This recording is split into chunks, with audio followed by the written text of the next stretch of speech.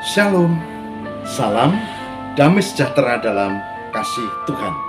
Jumpa kembali dalam RHI Renungan hari ini. Saudara, saat ini saya akan mengajak kita untuk merenungkan tentang Alkitab. Alkitab. Mengapa mempelajari Alkitab sangat penting? Apa salah kaprah tentang Alkitab yang dilontarkan oleh saudara kita yang lain karena ingin melemahkan iman Kristen? Mereka tahu iman Kristen berdasar pada Alkitab, maka caranya untuk melemahkan adalah dengan membuat kebingungan sekitar Alkitab. Apa fungsinya?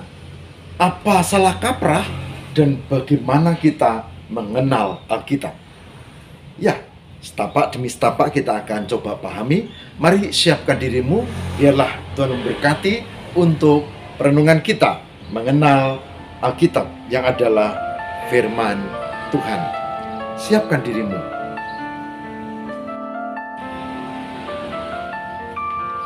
Ya, yang pertama adalah salah kaprah tentang Alkitab.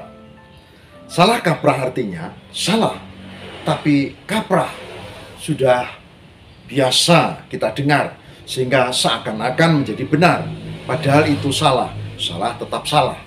Yang pertama, salah kaprah adalah Alkitabnya orang Kristen adalah Injil. Salah. Saudara tahu, saudara buka Alkitabnya orang Kristen, ya, yang beriman Kristen, saudara buka bahwa di situ ada daftar isi, dan kita menemukan bahwa di daftar isi itu ada perjanjian lama dan tentu ada perjanjian baru, dan semuanya berjumlah 66 buku. Ya, ada 66 buku. Berarti di dalam Alkitab ini ada kitab-kitab di dalamnya, 66 buku, dan kesemuanya disebut Alkitab, bukan Injil. Ada yang salah, kita membuka Injil Kejadian, salah. Kejadian bukan Injil. Injil hanyalah Matius, Markus, Lukas, Yohanes. Pak, di sana yakin? Biarin, nggak usah ngomongin orang lain. Toh mereka bukan orang yang beriman Kristen.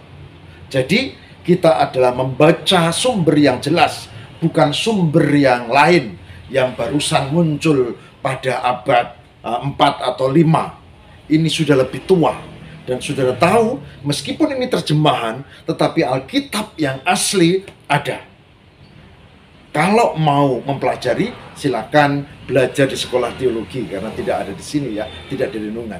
Ya, jadi itu yang pertama, salah kaprah. Alkitabnya orang Kristen adalah Injil. Salah kaprah.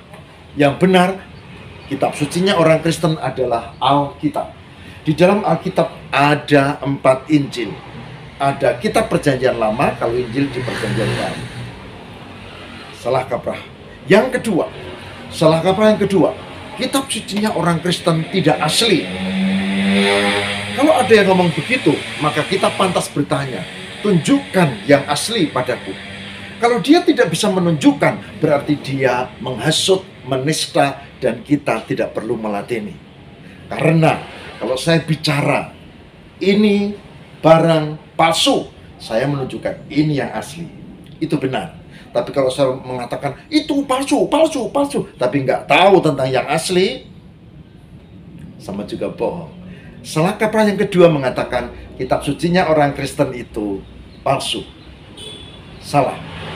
Yang benar, kitab sucinya orang Kristen tetap asli, tetapi yang kita pegang, yang dibaca oleh umat adalah terjemahan. Terjemahan. Ada Novum Testamentum yang kitab perjanjian baru, ya, dalam bahasa Yunani. Ada juga Biblia Hebraika yang perjanjian lama atau Hebrew atau Ibrani. Biasanya pendeta yang punya. Jadi itu salah kaprah. Kalau ada yang mengatakan kitab sucinya orang Kristen palsu, itu salah kaprah. Ya, salah kaprah. Nggak usah diladeni. Kenapa? Nggak ada gunanya. Dia memang ingin membingungkan, menjatuhkan, melecehkan, bahkan menista. Dan kita tidak boleh mengikuti, apalagi membalasnya. Kitab sucimu nggak perlu. Oke? Salah kaprah yang kedua. Nah, salah kaprah yang ketiga adalah kitab sucinya orang Kristen itu tidak bisa dipercaya.